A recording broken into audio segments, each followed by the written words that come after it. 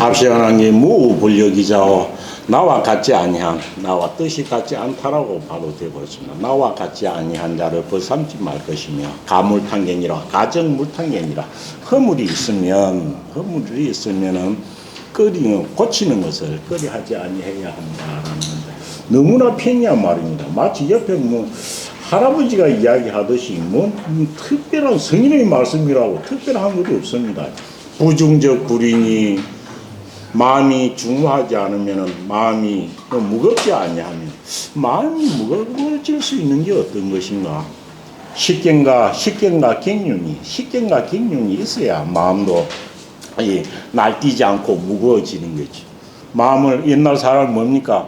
마음을 갖다 어디에 비웠습니까? 생용에 비유했죠. 마음은 살아있는 용, 길들여지지 아니한 용과 같은 것이 마음이다.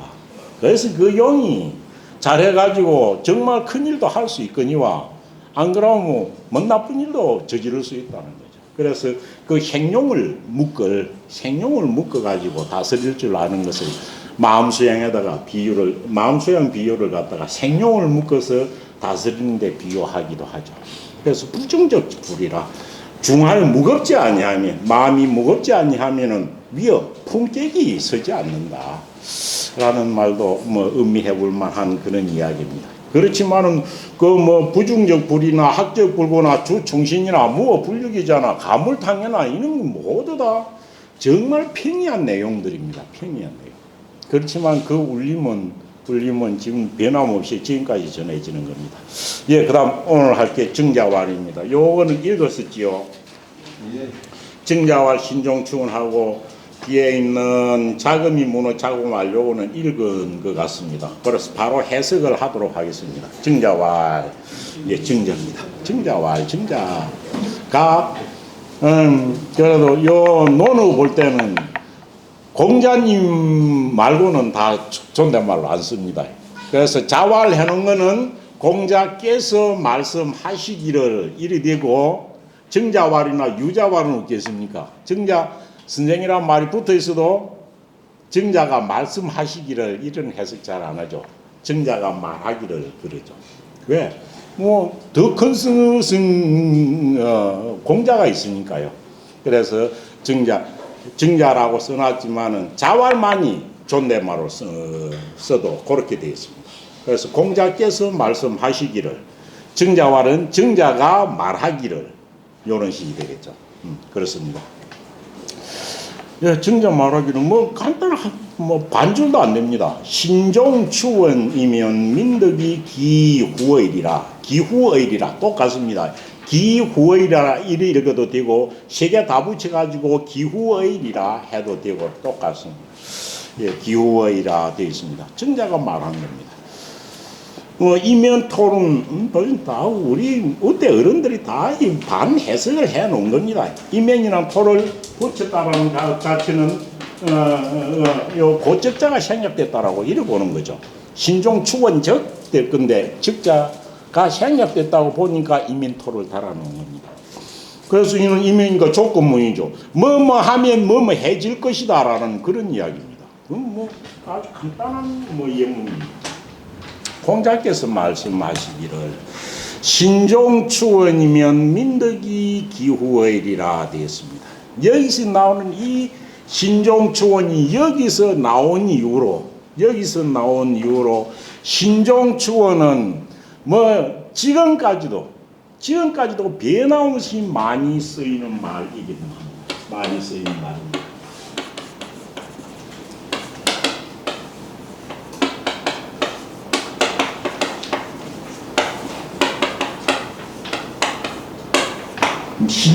신종충은 이 뒤에 지금은 딱 바꾼 게 신종충은 나오면 신종은 이거는 장례를 말한다.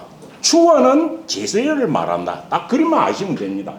요거는 신종은 장사 지내는 걸 말하고 추원은 제사 지내는 걸 말합니다. 제사 지내. 그는 지금은 요걸 갖다 직접 해석을 한 게 아니고 말 자체가 그렇게 말했습니다. 어디 문장을 보다 신종이라고 나오면 이거는 장례에 가는 거다. 추원은 제사에 가는 거다. 이렇게 아시면 됩니다. 신종주언이면 신종 종자는 뭡니까? 종자는 마칠 종자께 사람이 죽는 것입니다. 사람 죽음을 종이라고 합니다. 사람 죽음. 그래서 서경 임종 마침에 임하다 임종이 나오고 서경 홍범에도 보면은 오복을 말할 때 그 편안한 죽음을 말할 때 고종명이라 그러죠. 홍범에서 말하는 오복이 뭔가요? 오복. 사람에게 5가지 복이 있다는 거. 오복은 그저 제일 우선 수라 했습니다. 부 수부 건강입니다. 수부 강령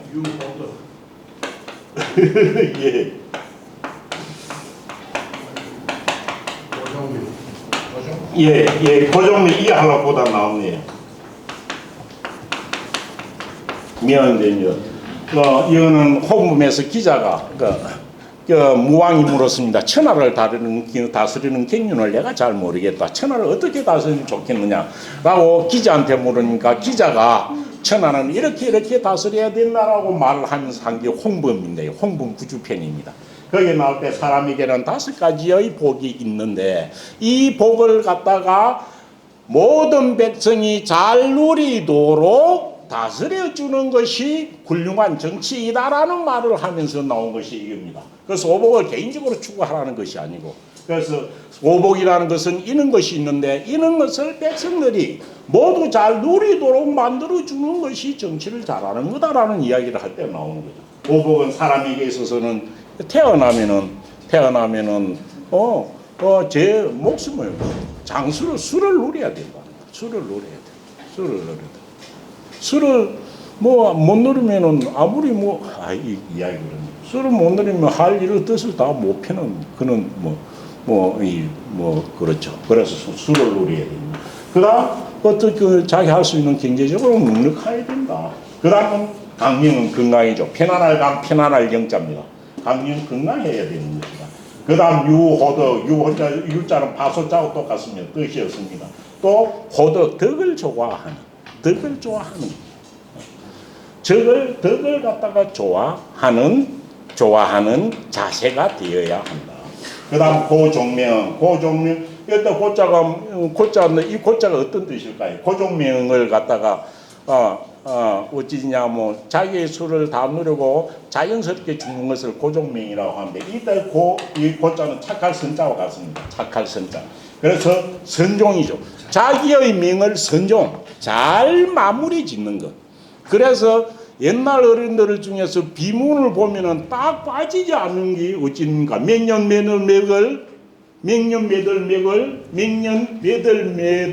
며칠에 종 어찌입니까? 흔히 우리는 성어서 조르라 쓰죠. 명년 며칠에 조르 어디에서 죽었다? 요 뒤에 보면 제일 많이 쓰는 말이 뭡니까? 묘관인가 비문 보면 거의 다 나옵니다. 어떤 선생은 명년 며칠에 조르 그 다음 쓰는 말이 뭐예요? 제일 많이 쓰는 게 뭡니까?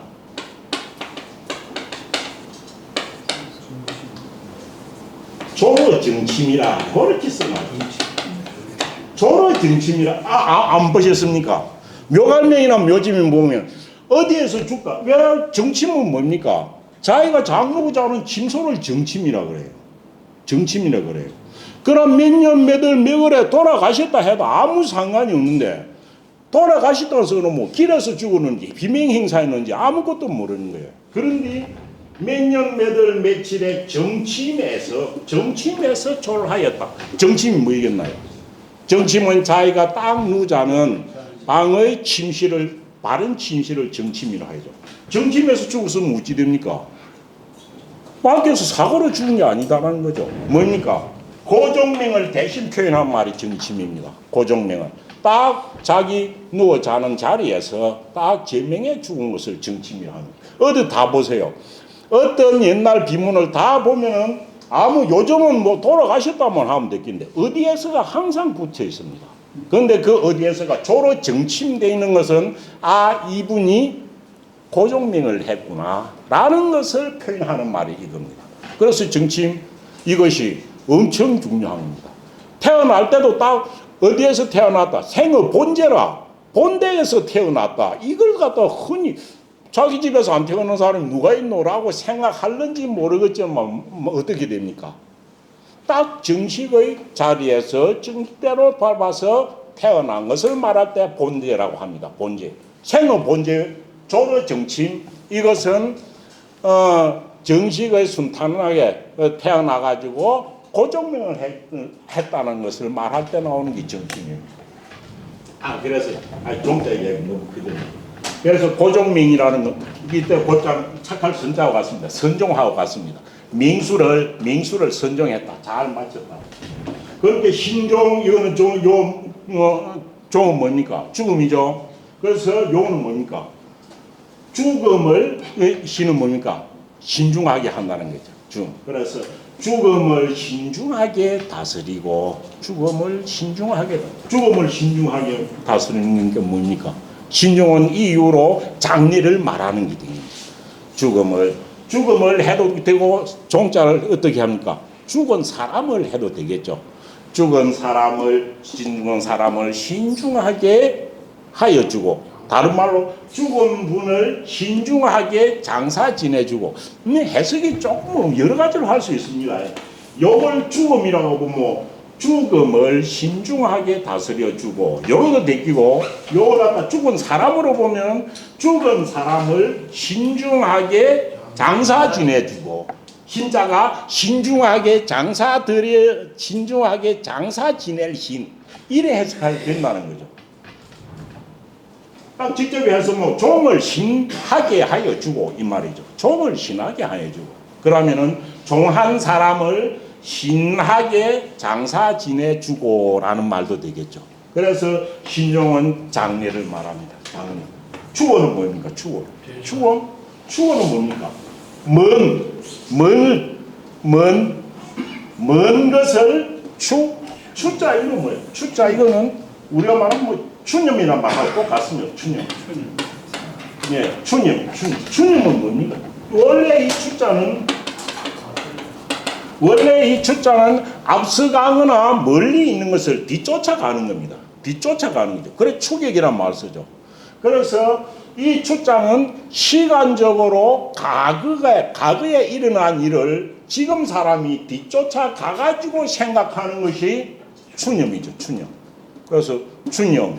묵념은 조용한 가운데 생각하는 게 묵념이고, 추념은 시간상으로 거슬러 올라가서 어떤 일을 생각하는 것, 그리는 게 추념이죠. 그럼 이 원은 뭐였습니까? 앞에 거 똑같이 하면 원은 멀리 간 사람을 이 뜻이겠나요? 멀리 간 사람, 원자가 나오면 딱 두 가지 해석입니다. 이거는 뭐냐? 원자는 거리로는 멀다라지만은 시간은 어떻게 됩니까? 시간은 오래된 것을 있대요. 오래된 것을 원이라고 하죠. 그래서 시간적으로 오래된 걸 구원이라고 하죠. 오래된 거. 그래서 여기서는 거리를 말한 게 아니고 시간적으로 오래된 것을 원이라고 쓴 겁니다. 시간적으로 오래된. 그럼 어떻게 됩니까? 원 한 분을 이만 뭡니까? 무엇이 원 한 분? 돌아가신 지가 오래된 것. 주에 딱 보면 나와 있습니다. 주에 보면은 뭐라고 나왔습니까? 있나요?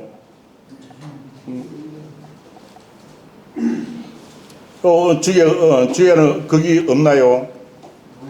원자가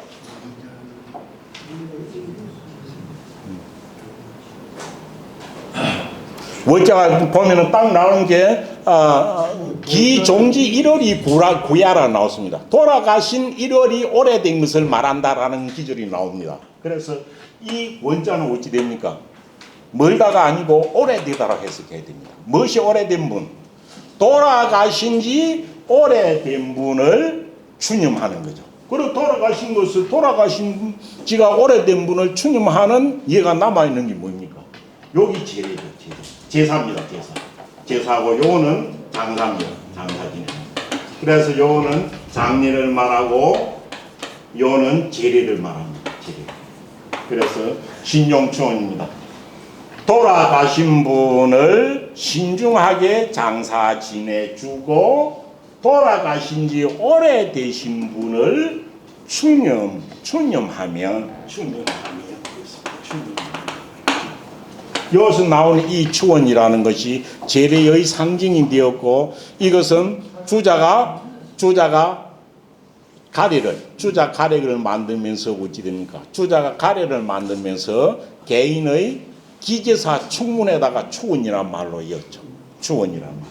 그래서 요 추원, 우리 기재사의 충문에 있는 추원은 뭡니까?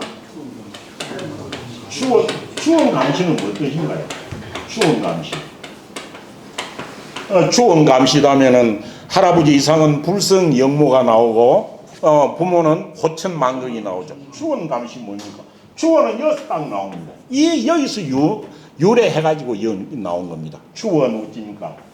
돌아가신 지 오래된 분을 추념합니다. 추념하는 것이 바로 추원입니다. 그럼 감시는 뭐예요? 감시는 떼입니다. 떼고 감은 뭡니까? 감은 느낄 감자는 뭡니까? 감회에 젖다란 말입니다. 어떤 일을 생각하면 우리가 감회에 젖는 것, 슬픈 감회에 젖을 수도 있고, 뭐 기쁨 감회에 할 수 있죠. 그래서 감시는 어찌입니까? 돌아가신 지 오래되는 분, 그래서 돌아가신 분, 그래가 바로 하십니다. 이 원자는. 돌아가신 분을 추념하여, 그 추념하니까 어디까지 올라가서 추념하는 겁니까? 10년 전 같으면 10년 전 돌아가실 때까지를 올라가는 거죠. 돌아가신 분을 추원같이 돌아가신 분을 추념하여 거슬러 올라가서 생각해가지고 지금의 때는 뭡니까? 지금의 때에 돌아가신 딱 그때, 지금 돌아가신 희일의 때에 감이가 젖어. 10년 전에 돌아가실 때 그때를 생생하게 머릿속에 재현하는 겁니다. 마치 영상을 찍어놨다, 그것을 되돌리 가지고 보는 역할을 하는 게 감시입니다. 감시는 그 돌아가신 당시의 때를 생각하니 감회에 젖는 겁니다. 그래 하다 보니까 작년에도 호천망거이고 올해도 호천망거이죠. 작년에 호천망거 같으면 뭐 1년 지내시니까 슬픔이 좀 감해져가지고 호천망거 정도는 아니다가 안 되는 것이 사진 찍어 놓듯이 감시를 하니까요. 그때 당시까지 딱 올라가서 보니까 마음이 변함없이 슬픈 거죠.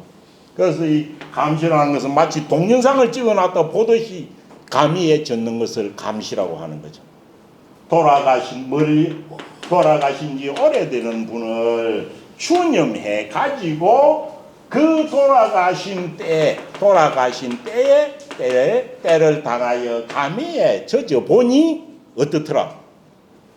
감회에 젖어 보니까 불성 이길 수가 없더라. 무엇을? 영모 길이 사모함을 이길 수가 없더라. 안 그러면 넓은 하늘과 같아서 그 비통함이 끝이 없더라 라는 이야기를 쓰는 거죠. 요 감시란 말도 엄청 매력입니다. 그래서 제례 중에서 정말 단 늦자지만은 추원감시란 말 자체는, 추원감시라는 말은 문득 부모님은 돌아가시고 마치 부모님 돌아가실 때 그것을 갖다가 동영상을 찍어 놨다가 탁 눈에 보이듯이 그렇게 느껴보는 것이 추원감시의 진짜 뜻이다 라는 뜻입니다. 그래서 추원감시, 그런 게 우리는 사람이 죽었을 때 뭐 장례와 제례를 잘 지내주면이라는 뜻과 같겠죠. 장례와 제례를 잘 지내주면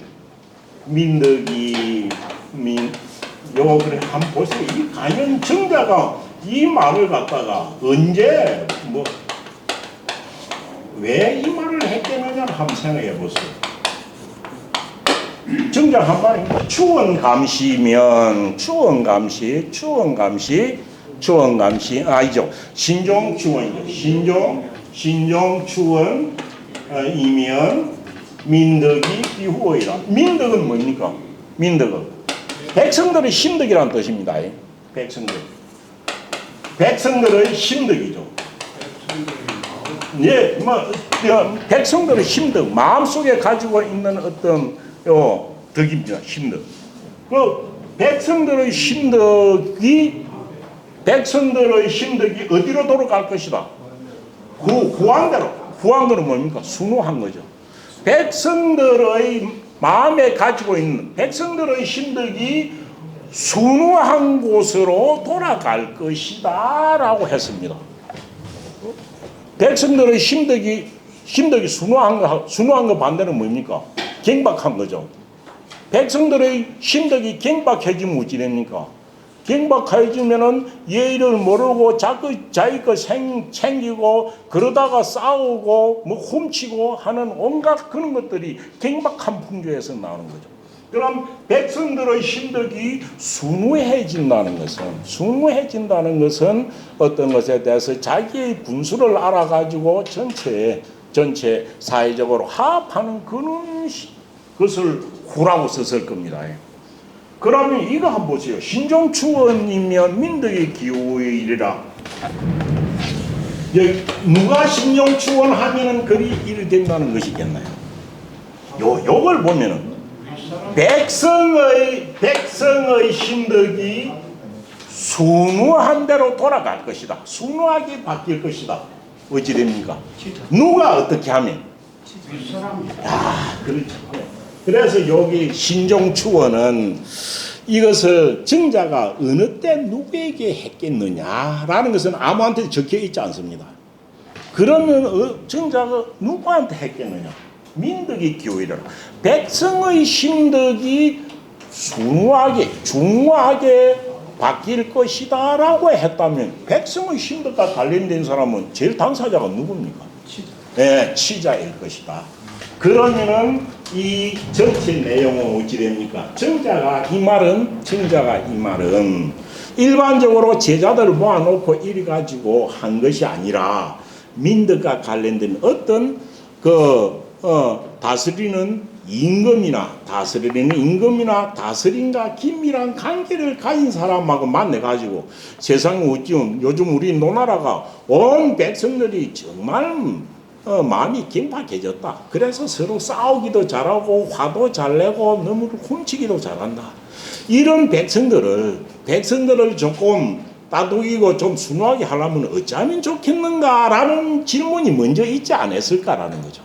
어떤 사람이 그리 물었다면 정자가 말로 하기를 신종추원이면 민덕이 기호하겠지요 라고 말했을 것이다 라는 뜻이죠. 그런데 그 중에서도 백성의 심덕이 순후해지는 것은 신종추원 이것밖에 없겠나요? 그건 아니죠. 백성들의 심덕이 순후해지는 데는 사실 신종추원보다는 뭡니까?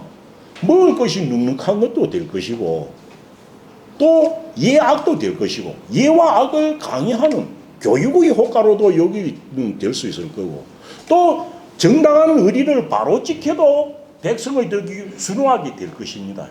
그런데 왜 민덕이 기호하는 것은 딱 이거 한 개밖이라면 누구 다 인정하겠지만은 민덕이 순후하게 되는 것은 여러 가지 방법이 있을 거예요. 그렇죠? 그런데 왜 그 중에서 해필 정자는 신종추원을 언급했느냐? 여기까지 들어가 보면은 이것이 아무 내용은 없지만은 이 신종추원은 정자가 꼭 할 자리에서 한 말이 되었고 그것을 할 자리에 한 말이 진짜 지금 와가지고 딱 제자들한테 들려주니까 이것이 정말 우리 선생님이 그때 그 자리에서 이런 말을 한 것이 정말 멋있었다 해가지고 전송대에 내려오지는 않았을까라고 추측해 볼 수 있는 겁니다. 당시에 노나라는 어떻게 됩니까? 노나라는 희한하게 주나라를 세우는데 가장 공이 큰 무왕의 아버지이자 성왕의 삼촌이 누굽니까? 주공이시조입니다. 주나라를 세울 때 가장 임금이 아닌데도 공이 많은 사람은 두 사람이죠. 한 사람은 무왕의 동생인 주공이고 또 한 사람은 누굽니까? 낚시 잘하는 강태공입니다. 여상이죠. 강태공입니다. 두 사람의 공이 주나라입니다. 이 두 사람이 주나라를 은나라를 정벌하고 주나라를 세운다는 가장 큰 공이 있죠. 가장 큰 공이 있습니다. 그래서 이 주공에게는 뭡니까? 주공에게는 노나라에 봉해주고 여상은 뭡니까? 제나라를 봉해준 거죠. 제나라. 저 산동만도 제일 왜 산동만도가 그렇게 종려했겠나요? 이 어이없의 기지입니다. 소금을 생산할 수 있고 평야가 느린 곳입니다. 그 최고의 땅을 준 거죠. 그 옆에가 노나라죠. 그래서 이거는 제나라입니다. 제나라입니다. 그러면 이 노나라는 강릉이 그 시조로 보거나 지후국으로서 시조로 보거나 땅의 위치로 보거나 진짜 강대국이 될 수 있는 그런 나라였습니다. 노나라는. 그렇고 이 노나라는 주공이 시조이지만 주공은 노나라에 한 번도 어지를 안 했습니다. 왜? 자기는 재상으로서 성왕을 보좌했고 중앙 수도에 있었죠. 그래서 자기가 봉토로 노나라를 받았지만 자기는 한 번도 안 오고 주공의 아들이 누굽니까? 주공의 아들이 백금이죠. 백금을 자기 아들로 먼저 내려보냈죠. 자기 아들로 노나라에 내려보내면서 말을 한 말도 엄청 유명한 말이 있습니다. 뒤에 언제 시간 있으면 하겠다. 주공이 그래서 나는 내 봉지로 못 내려가지만 네가 가서 내려가서 네가 노나라를 다스리라 하면서 나는 행이 천자이고 조카가 천자이고 하는 나는 지금 그런 자리에 있었다. 그런 자리에 있으면서 내가 뭘 하려고 다 할 것이다. 그런데 그런 자리에 있으면서도 나는 어진이가 찾아왔다 하면은 밥을 먹다가도 10번이나 토하고 찾아가서 어진이를 만났고 모욕을 하고 있을 때 어진이가 찾아왔다라고 하면은 머리에 물 묻은 머리카락을 손에 삼악바 3번이나 머리에 이를 잡고 3번이나 나간 적이 있다. 그와 같이 나라를 경영하는 데는 행자가 가장 중요하다. 너도 노나라에 내려가면은 행자가 찾아왔다라고 하면은 행이 천자고 조카가 천자인 나도 밥을 토해나고 가서 행자를 만나고 머리를 잡고 가서 했는데 너도 노나라를 가서 다스릴 때는 행자를 예우하는 것을 가장 중요시 해라는 말을 내려보는 것이 있습니다. 감동적이죠. 뭐 눈에 선한 겁니다. 그랬더니 이 노나라가 어찌 보면 엄청 잘 되고 번창해야 할 것인데 이 노나라는 황고 때 와 중세에 와가지고 임금은 권한이 엄청 약화됐습니다. 임금은 권한이 엄청 약화되고 소위 그 임금의 친족들 중에서 세 가문이 있었습니다. 세 가문이 맹손 소자 손자가 되는다. 나 하겠다. 손자 손자는 제나라 황공에게 사형제가 있었는데 그 중에 임금 자리를 가지고 온 쪽은 이복 서자였고 다른 세 나라는 적통이었어요. 그런데 적통인데도 서자형이 있어가지고 어떻게 놓으니까 이 세 상가가 맹손씨, 그 다음에 숙손씨, 그 다음 개손씨입니다. 그래서 맹손, 숙손, 개손 이 세 대부 집안이 임금보다도 더 파워가 셌어요. 그래서 이 세 집안이 단합을 하면 임금조차도 내쫓아버릴 정도였어요.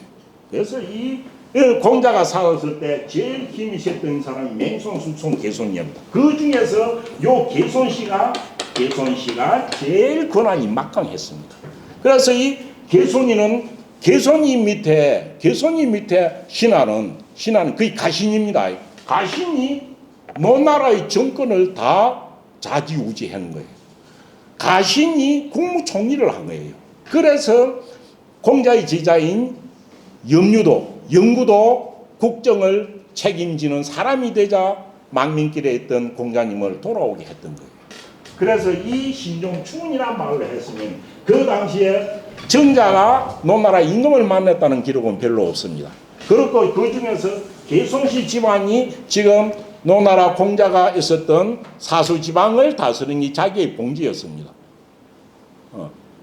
그래서 아마 요거는 개손씨하고 만났을 때의 일일 가능성이 충분히 있다.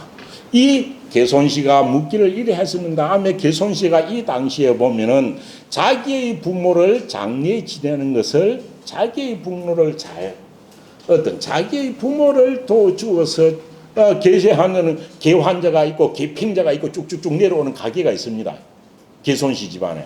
그래서 자기의 부모를 장례 지내는 것을 소홀히 한 경우가 있지 않았을까. 그래가지고 민심이 제가 뭐 임금을 버금가는 권리를 가지고 있으면서 저 부모가 죽고 나서 장사는 지 편한 대로 지내네 라고 하는 어떤 상황이 있었을는지도 모른다는 거죠. 왜? 신종추원이라는 말을 민득하고 이끌시켜가지고 볼 수 있는 게 보편적인 상황은 아니니까요.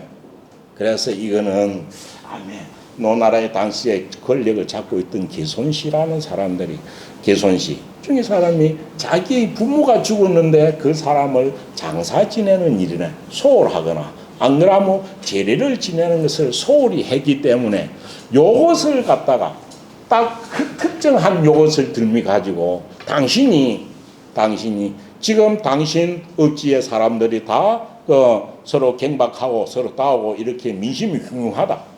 이런 것은 당신부터 행동을 잘하면 고쳐질 거다. 그런데 당신 행동 중에서 제일 못하는 거 이것이었다. 라고 해가지고 이것을 언급했을 가능성이 충분히 있다라는 겁니다. 충분히 있다는 겁니다. 이렇게 본다면 이 신종추원도 그저 한마디 말이지만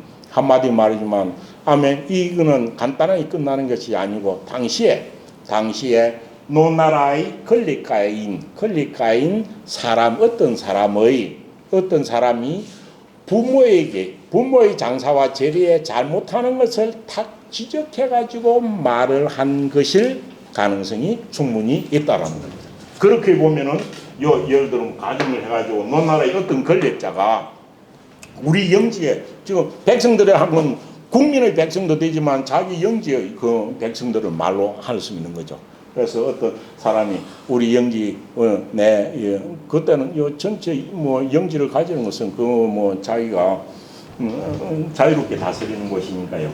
그래 우리 영지 백성들이 전부 다 지금 경박하고 민심이 흉흉하다. 이거 어쩌면 좋겠느냐라고 하니까 정자가 그 사람의 잘못된 점을 미흡한 점을 들매 가지고 당신이 종자는 그 사람이 부모겠죠.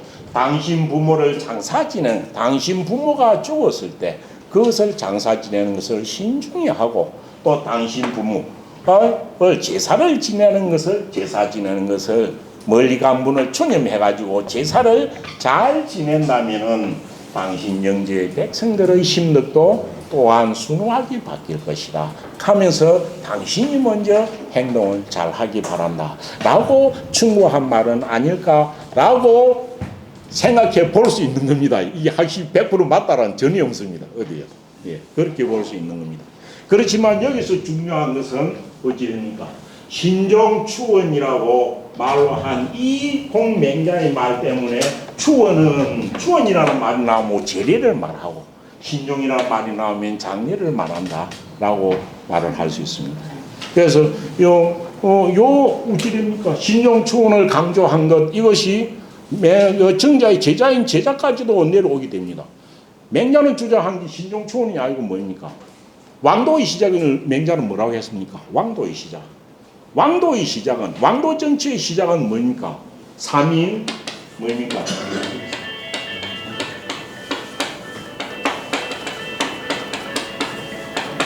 양생상사의 무감이 왕도지 시안이다. 몇 분? 맹자에 엄청 많이 나오죠. 양생상사의 무감이 왕도지시야. 요 신종추원을 말한 맹자한테 배운 정자한테 배운 맹자는 이것을 백성 다스리는 기본으로 봤죠. 양생상사죠. 양생상사 뭡니까? 산자를 잘 복양하고 이거는 가족들의 의식주를 해결해 주는 거라겠죠. 그렇고 상사 주원일을 잘 장사 지내주는 것. 양생상사의 백성들로 하여금 양생상사의 한서로움이 없게 만들어주는 것이 무엇의 시작이다? 왕도 정치의 시작이라고 했죠. 여기서 말하는 양생상사와 여기서 신종추원하고는 거의 일맥상통할 것이다 라는 겁니다. 한 거죠. 왜냐하면 사람 사는 데 있어가지고는 제일 중요한 거 뭡니까? 중요한 예를 갖다가 말로 하는 게 예수 말하는 요 상여와 제례. 그 다음 앞에는 뭡니까? 가래 중에서 가족에서 하는 사례가 간혼상제죠. 간혼상제. 간혼. 예. 간혼상예제. 요 그래서 관리와 혼례와 상례와 제례에 대해서 주자 가래에 엄청 상세히 써놨죠. 관리는 뭡니까? 관리는 성인이 성인식을 갖다가 관리를 하고죠. 성인식을 관리하고 성인식을. 혼례는 결혼하는 것이고. 혹시 관리 어르신 중에 뭐 해 보신 분이 어릴 때 하신 분이 있습니까? 관리를 보면 관리를 쭉 할 때 보면 빈을 손천에 해놓고 잔치를 하면서 빈이 요래 가지고 뭡니까? 빈이 이제 관리는 아이이다가 어른이 되는 과정이니까 아이도 어른인 사람한테 이제 말로 해줍니다. 그게 충분히 상가리까지 있으니까 충분히 3개 있는데 첫가래 보면 어찌 됩니까? 뭐라고 나와 있나요? 기이 뭡니까?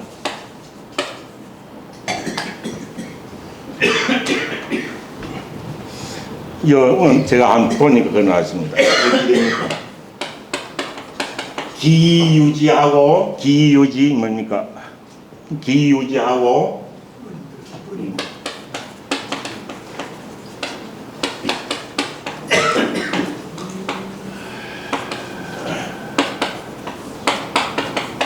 이건 관리의 핵심입니다. 관리라는 것은 이제 성년식이죠. 성년식.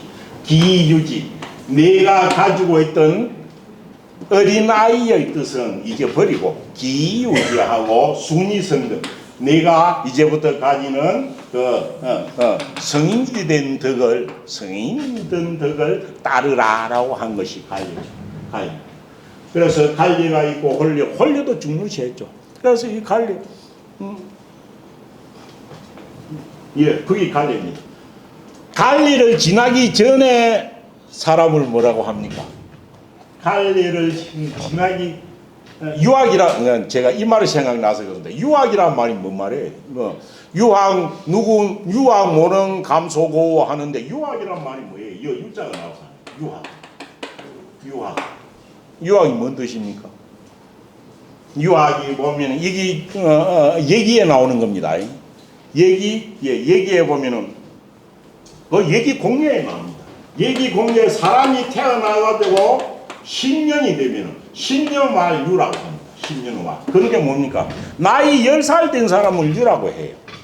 그런데 요는 한자가 바로 붙은 게 아니고 10년 말 윤이 하기요. 이렇게 토가 달려 있습니다. 뭔 말입니까? 나이 10살 되는 사람 보고 유라고 하나니 어린 아이라고 하나니 이 아이는 이제는 배울 때가 된 것이요 이 말입니다. 왜 배울 때가 됐겠나요? 10살 정도 되면 밖에 자기 혼자 나갈 수가 있는 거예요. 10살 전에는 집안에서 보살핌을 받아야 되고 10살쯤 되면 자기 혼자 밖에 나갈 수 있는 거예요. 그래서 밖에 서당에 찾아갈 수 있을 이때부터 배우는 거예요. 찾아가. 그래서 10년이 된 사람을 유라고 하니 그래서 유년 시절이죠. 유라고 하니 유는 배울 때가 된 것이요 이 말입니다. 여기서 유자를 빼고 요 두 개를 붙여가지고 한 말이 유학이죠. 유학. 그래서 유학 누구는 감소고 대선생 뭐 이리 나간다 아닙니까? 그래서 유학은 이제 막 배움을 시작한 나이 뒤에 이렇게 된 거죠. 이 뒤에 우리는 고학이나 뭐 말학 이런 거는 어른을 말한 거죠. 유학은 배움 중에서도 가장 기초적인 걸 말하는 겁니다. 그렇죠? 그래서 어찌 됩니까? 10년 말에 10년 완료고 그 다음 어찌 됩니까? 20년의 나이를 20년 20살을 뭐라고 합니까? 약간이라고 하는데 20살을 뭡니까? 20년 말 약인이 간이요. 토는 이렇게 달린 겁니다. 어찌 됩니까? 20살이 되면 약이라고 말해요. 약이라고 말해요. 약인이라고 말하나니 간을 씌워줄 것이요. 이 뜻입니다.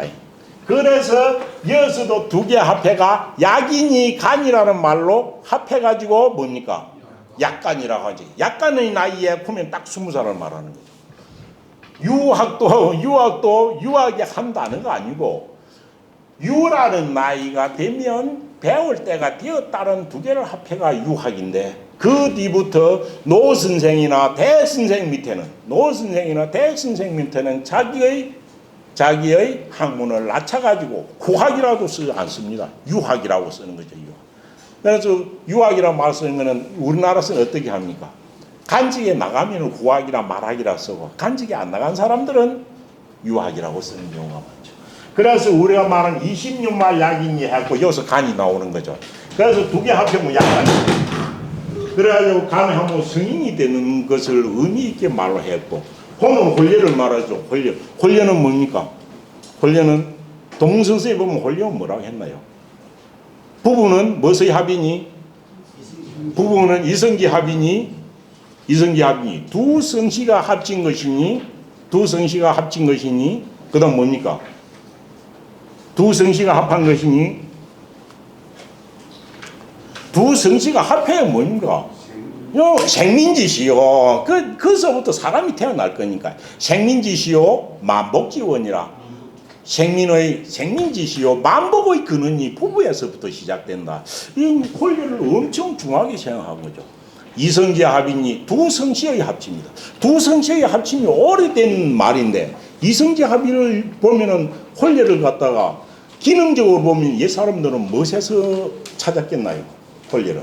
요즘은 사랑으로 가지고 하죠. 사랑이 최고다라고 하는데 부부는 이성지 합의라면 옛날에는 결혼이라는 게 어떤 역할을 했겠나요?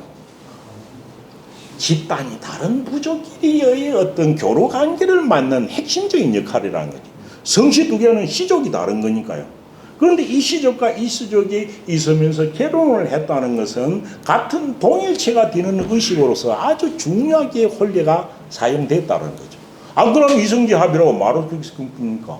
실제 보면 고려나 어찌 보면 동성 결혼이 얼마나 많습니까? 그렇지만 이성지 합의라는 것으로서 추론해 볼 때 고대 북의 사회에 있어서는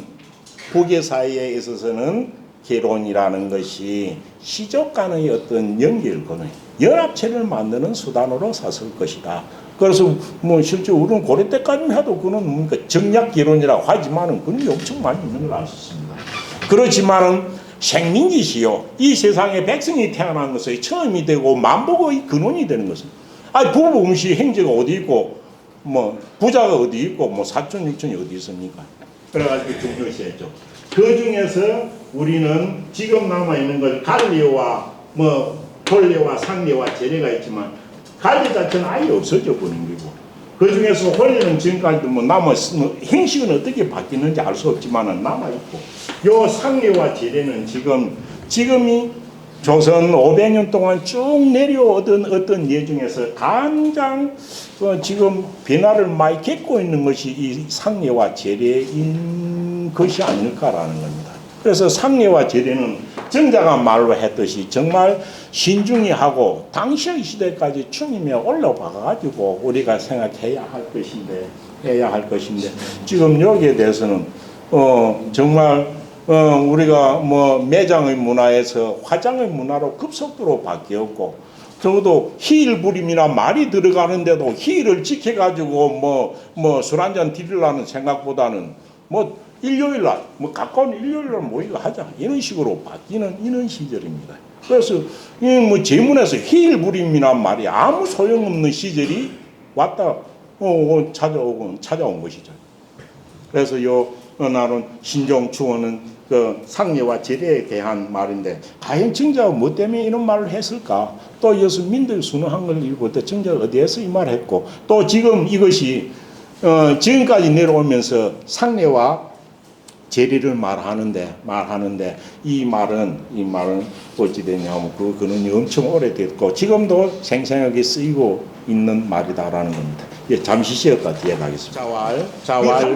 자왈 부재의 강기지요. 예, 부모의 강기행이니. 행이나 돼 있죠. 예, 행이나 강기행이나 해도 되고 행이니 해도 됩니다. 강기행이나 3년을 무게어 부지도라야 가위호행이라 유자왈 예지용이 하위기하니 선한지도 사위미라 소대유진이라 유소불행하니 지화이화오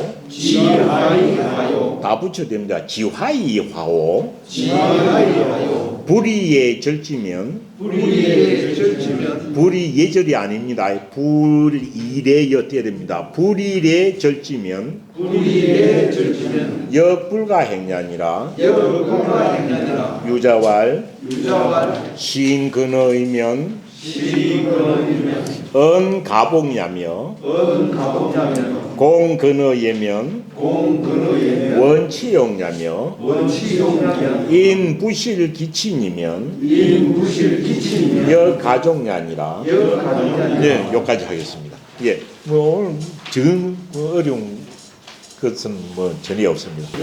정유명한 말입니다. 3년을 무게하고 부지도라는 이것 때문에 부모에 관한 것은 거의 3년을 기준으로 한 게 이 말 때문에 나왔다 해도 과언이 아니고, 이 3년을 고집해가지고 나오는 좋은 점도 또 여 때문에 억지로 지나치게 허리허식으로 가는 것들도 다 3년을 무게하고 부지도라는 말 때문에 나왔다 해도 과언이 아닙니다. 여는 순기능을 한 부분도 있고, 또 3년 동안 정말 아니 남자가 3년 동안 어쩝니까? 뭐 가난한 집에서는 열심히 일도 하고 농사도 짓고 이래야 되는데 3년 동안 애고 하고 있으면 뭐 가난은 누가 해야 됩니까? 실제 보면. 그래서 이 자체가 순기능도 있고 보면은 또 역기능도 없지 않아 있을 수가 있는 겁니다. 요즘 참 부모 돌아가신 부모를 충인할 마음은 평생 동안 마음속에 있는 것인데, 평생 동안 마음속에 있는 건데 3년의 기한을 정해놓고 거기에 대한 걸 이야기를 하는 게, 그 부모상은 평생상이라 해가지고 심상으로는 언제나 있지만은 그 3년 동안 하는 것도 모자랄 수가 있죠. 그렇지만 때로는 모든 사람이 한다고 다 할 수는 없는 것이니까 이 말에 순기능도 있고 역기능도 있었다고 볼 수 있습니다. 예. 공자께서 말씀하신 엄청 유명한 말입니다. 부재의 강기지요 부물의 강기행이나라고 되어 있기도 한데 저는 이니토가 더 타당하다고 생각합니다. 이나토를 제 기내입니다. 부재의 강기지요 부물의 강기행이니 해석하면 어찌 됩니까? 부재, 제자는 살아있을 제자입니다. 거저 있는 게 아닙니다. 아버지가 살아있을 때에는 그 뜻을 보고, 또 부몰자 죽은 몰자입니다. 아버지가 죽고 난 뒤에는 그 행실을 볼 것이다. 볼 것이지만, 로데는 볼 것이지만 이래 되죠. 볼 것이지만 볼 것이니 해도 된다는 말입니다. 이 뭔 뜻입니까? 지금 아버지가 살아있을 때는 그 뜻을 보고 볼 것이요 되어 있습니다. 누가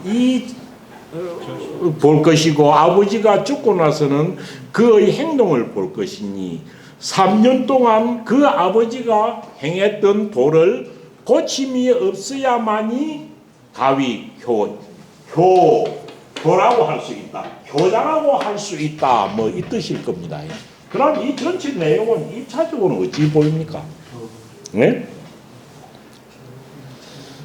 너무 아들이 효자인가 아닌가를 평가할 때 이야기다 이 말이겠죠. 남의 아들이 저를 보고 효자로 굵긴지 말 것인지를 평가할 때 이렇게 해야 된다는 말입니다. 이는 직접 해석은 그렇습니다. 그렇지만 이거는 다른 뜻으로도 또 달리 해석하는 방법도 있습니다. 논어는 해석을 갖다 하는 방법이 엄청 다양합니다. 그래서 일단 천문지 주자가 한 주는 뭡니까? 그 사람이 어떤 A라는 사람이 있다. 그 A라는 사람이 효자인지 아닌지를 볼 때는 위와 같이 하라는 겁니다.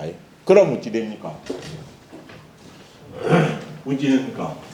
여기서 이 글자를 해석을 어떻게 할 거냐 이 부분입니다. 그 아버지가 살아있을 때는 그럼 사실 여기도 묻지 보면 무엇이 있어야 됩니까? 그의 아버지 했고 기부에 그 기자가 있으면 정말 명확하겠죠. 그런데 이건 그 기자도 없어요.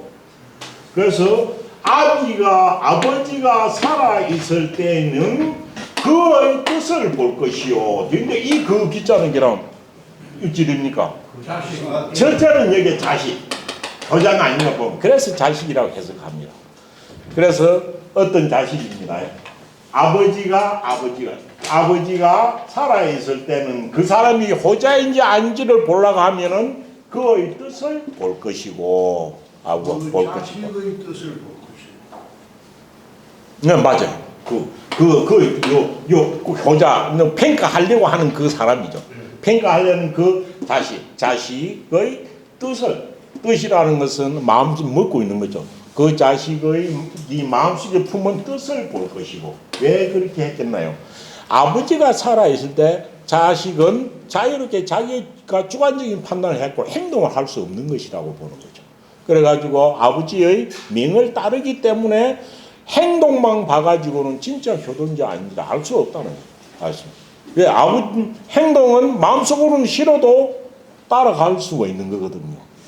그래서 어찌 되냐 하면은 아비가 살아있을 때는 아버지의 명령을 듣는 것이 아들이다. 그렇기 때문에 행동으로 봐가지고는 판단할 수 없는 경우. 이거 그런 경우 많죠. 아버지가 계시면 마음속으로는 아주 불만스럽고 불쾌해도 억지로 아버지가 시키니까 명령 따라서 행하는 경우도 흔히 있습니다.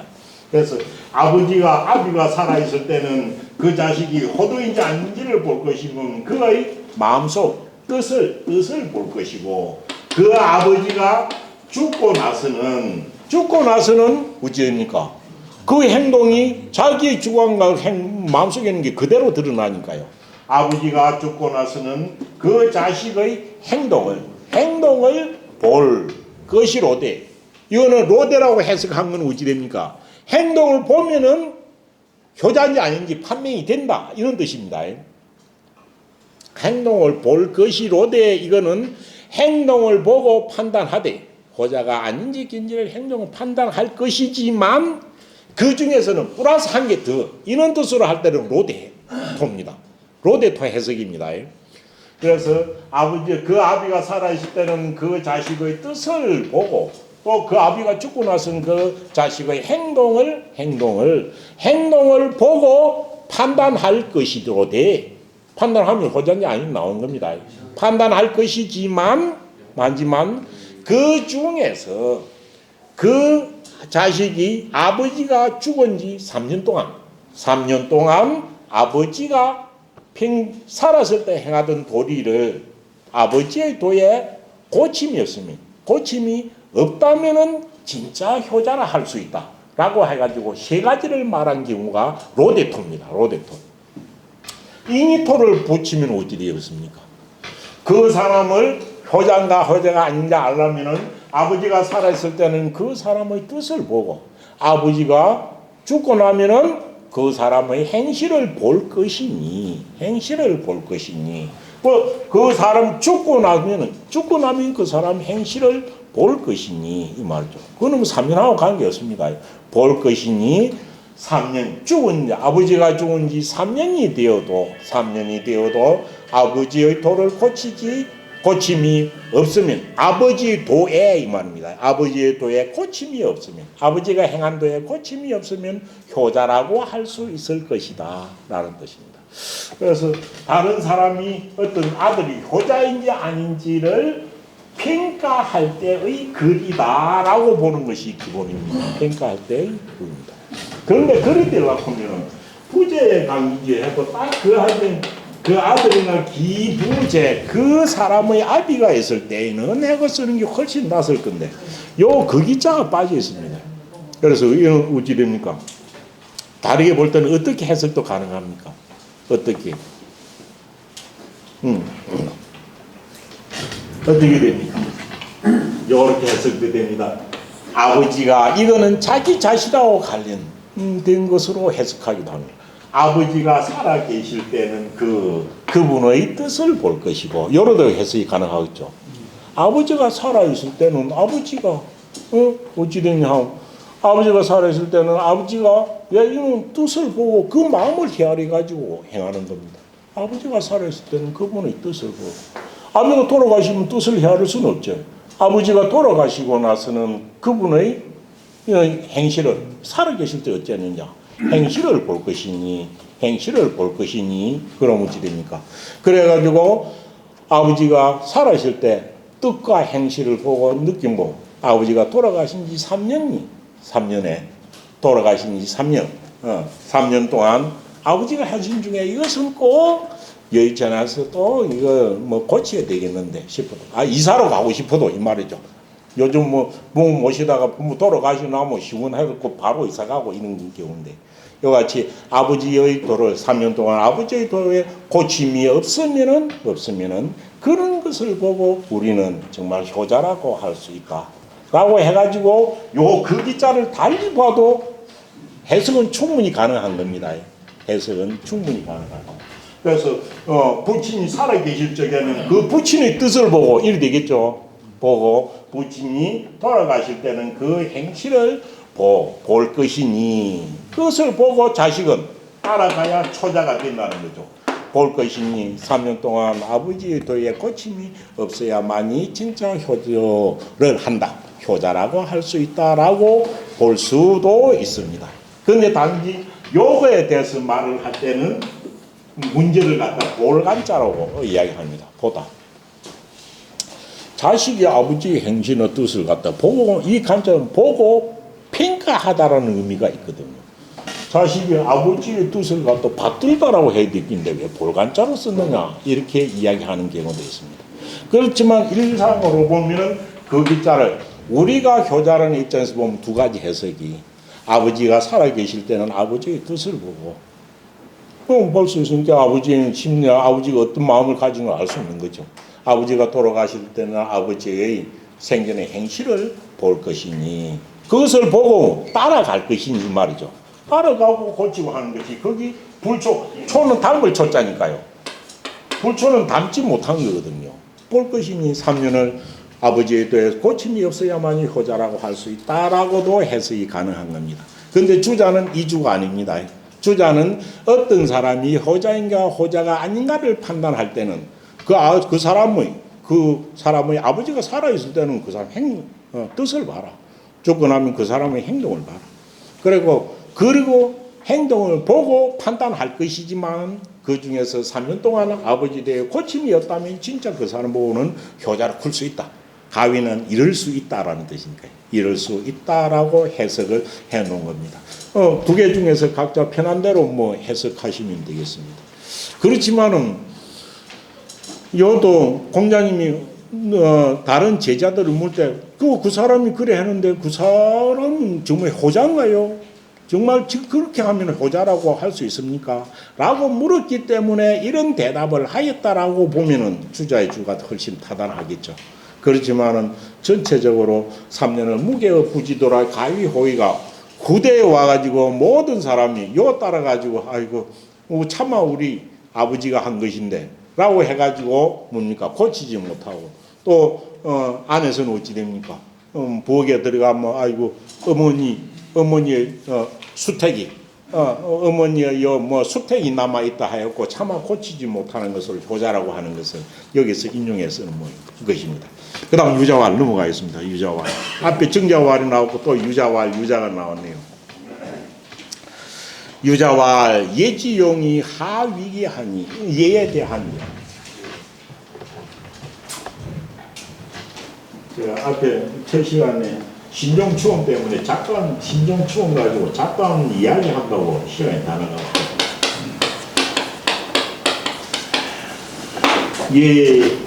예라는 게 예라는 건 우리가 일상생활에 자기가 나와가지고 너무하고 만났을 때 지켜야 할 어떤 얘기 내가 말을 하거나 행동하는 모든 것이 사회적으로 관계를 맺는 사람에게 가장 적절한 것을 다 예라고 할 수 있죠. 그래서 얘도 오행에서 보면 부자 유친, 아버지의 자식 간의 예는 얘는 친할 친자가 예인 거예요. 군신 간의 예는 오를 의자인 거죠. 부부 간의 예는 백자예요. 백자.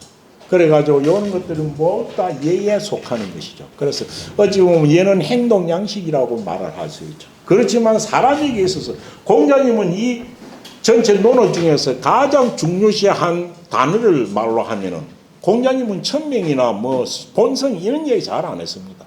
공자님이 제일 중요시했던 것은 배울 학자하고 예절 예자입니다. 예절 예자. 공자님은 예절 예자를 엄청 좋아하셨고 여기에 대해서 아주 관심이 많았고 의미도 가장 크게 였습니다. 그래서 논어에서는 어질인자 못지않게 중요한 예가 뭡니까? 자기 개인적인 감정을 버리고 바른 도리로 돌아가는 것을 뭐라고 합니까? 공자님의 돈은 어질인자라고 하고 충성하고 말하지만 늘자로 말하면 공자님의 돈은 극기 복리의 정신입니다. 내 자신의 개인적인 감성을 극복하고 예로 돌아가는 거라고 했습니다. 예로 돌아가. 이 예로 돌아가는 예자의 표현은 어찌 됩니까? 이 예라고 말한 것은 엄청 의미가 큽니다. 엄청. 이 예라는 것은 뭡니까? 말하고는 우리가 하는 인도, 사람의 도도자와 똑같습니다. 도도자와 똑같죠. 그래서 어찌 됩니까? 어디 나옵니까?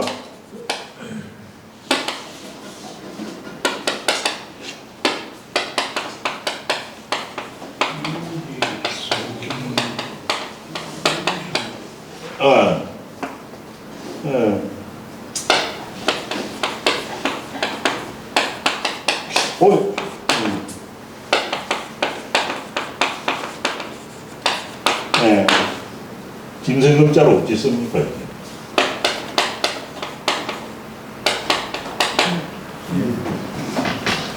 김성금자도 못 쓰긴.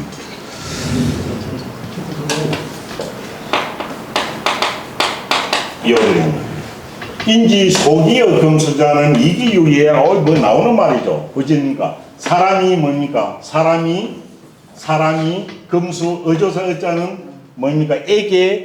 에 대조가 또 뭡니까? 보다라는 것이 된다고 했죠. 그럼 해석하면 어찌 됩니까? 사람이 금수 보다 기한 이유는 반은 까닭은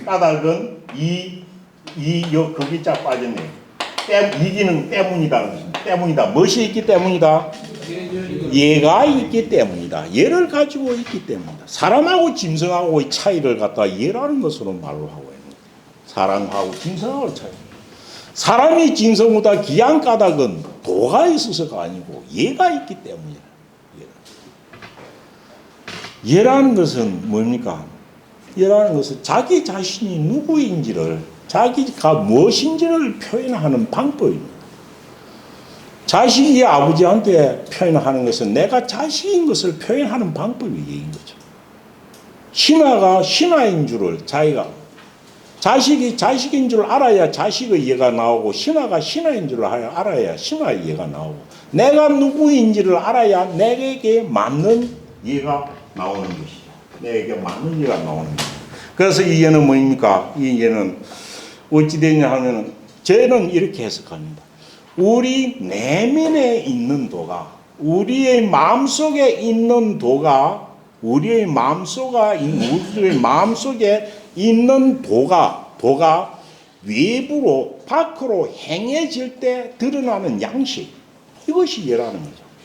우리의 내면에 있는 어떤 도가, 우리의 내면에 있는 본성이라고 해도 좋습니다. 우리의 내면에 있는 도가 외부로 드러날 때 외부로 그것이 행해질 때 드러나는 어떤 행동 양식을 예라고 하는 거죠. 예를 들어 어찌 되냐면 하늘에 저 태양이 있으면 그 태양이 아침에 동쪽에서 떠가지고 저녁에 서쪽에 지는 이것이 태양이 가지고 있는 하나의 법칙이겠지만은 동쪽에서 떠서 서쪽으로 지는 행동 양식이 예라는 거죠. 달이 보름 동안 자랐다가 보름 동안 지고 하는 그것이 다르인 거예요. 예라는 것은 사람에게만 있는 것이 아니고 온 천지자연에 어떤 법칙 따라서 드러나는 양식이 다 예라고 보는 거죠. 예라는 거. 근데 그 예가 사람에게 있어서는 이 예라는 것이 서로 투쟁하고 싸우고 이기려고 승부를 하려고 있는 것이 아니고 이것은 뭡니까? 조화를 깨하기 위해서 있는 거죠. 질서를 지켜서 조화를 깨하려고 있는 것이 예라는 거죠. 그 군신간에 왜 예가 필요해요? 그 군신간의 질서를 통해서 조화를 이루기 위해서 있는 거죠. 그래서 어찌 됐냐 하면 예에 있어서는 예라는 것은 엄격한 예를 지키는 것은 엄격한 거지만은 효과는 조화로움이 나타나야 되는 거죠.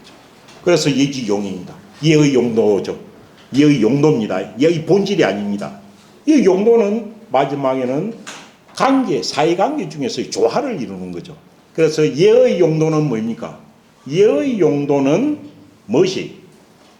화자가 조화입니다. 온화한 게 아니고 예의 용도는 조화를 이루는 것이. 조화를 이루는 것이 무엇이? 예의 용도는 화목하게 해석합니다. 조화를 이루는 것이 예를 들어서 화목하게 그 자리를 화목하게 하는 것. 예의 용도는 조화를 이루는 것이 화목한 것이 뭐 하지만은 화목한 것이 제일 귀한 것이지만 하다는 할위자입니다. 화목한 것이 제일 귀하다. 화목한 것이. 그래서 예를 지켜가지고는 그 구성원들이 모두 조화롭게 화목하게 지내는 것이 목적이라는 거죠. 용도로서는. 예의 용도는 화목한 것이 조화를 이루는 것이 제일 귀한 것이다. 그렇기 때문에 어찌 됩니까? 선왕들이 정치를 하는 도리, 선왕들이 백성들을 가르치는 도는 뭡니까? 사위입니다. 이것을 됩니다. 이에 선왕지도 사위입니다. 선왕들의 그 다스리는 도는 이것을 위미 아름답게 여긴지라. 그럼 어찌 됩니까? 사는 뭡니까? 화입니다. 화. 온화한 화목한 것을 아름답게 여겼기 때문에 여긴지라 대소 뭡니까? 큰 일이든 작은 일이든 항상 예를 말미암다. 이는 뭡니까? 예죠. 항상 예를 말미암아 행했다. 왜? 조화를 이루기 위해서. 그럼 예에 있어서는 하라는 것은 왜? 예라는 것은 관계 속의 질서이니까 화목한 것을 중요시해야 되는 거죠. 그래서 선왕들의 도는 선왕들이 나라를 다스리는 도는 이것을 제일 아름답게 훌륭하게 여겼기 때문에 작은 일도 큰 일도 작은 일도 큰 일도 다 이것을 말미암아 행했다. 그럼 예의 용도 중에서 하라는 것은 결코 무시할 수 없는 것이라는 거죠. 그런데 화도 자기가 자기인 줄 알고 자기의 바른 도를 행했을 때 화가 나오는 거지. 꾸미나 하는 필요가 없답니다. 그러면서 어찌 됩니까? 그 다음 말은 공자님이 한 말입니다. 이 공자가 화에 대한 이야기를 하면서 한 아주 유명한 말입니다. 유소불행하라니. 아무리 예를 지키는데 화목한 것, 조화를 이루는 것이 중요하기는 하지만은 뭐한 것이 있다. 유소불행. 행하지 아니할 바 못할 바입니다. 그렇지만 아무리 조화로움 화목한 것이 중요해도 행하지 아니해야 할 바가 있어. 행하지 아니해야 할 바가 있어요. 무엇이? 지화이야오. 뭐만 알고 지화입니다. 지화는 뭡니까? 예라는 것은 화목해야 한다는 것만을 알고서 되죠. 지화. 화목해야 한다는 것만 알고서 또 그 다음 하자 또 하나 더 나오죠. 지화. 화목해야 한다는 것만을 알고서 화목하기만 하고 조화를 이루려고만 하고 화목하기만 하고 또 어찌 됩니까? 예절이 아니라 불이래절지. 그 예로서 요는 예로서는 어찌 되냐 앞에 같은 예가 아니고 마디입니다. 그 예로서 자기가 행해야 할 예입니다. 자기가 행해야 할 예로서 일을 뭡니까? 절자입니다. 절. 불이의 절지입니다. 그 예로서 그때 행해야 할 예로서 이것을 뭐 하지 않으면 절제하지 않으면 매듭 짚지 아니하면 탁탁 매듭이 있어야 된다. 절자가 절제입니다. 자제 절제하는 거. 자기가 그 자리에서 짓게 할 예로서 이를 절제하지 않으면은 요 절제가 절제입니다. 화목한다고 해, 화목한 게 제일 중요하다고 해가지고 화목하기만 해가지고 예로서 딱 선에 맞게 절제하지 아니한다면 절제하자. 그럼 예라는 건 뭡니까? 화목한 것보다 더 중요한 것이 자기의 위치와 신분에 따라서 절제하는 것이 더 중요하다는 것을 공자께서는 이야기하고 있는 거죠.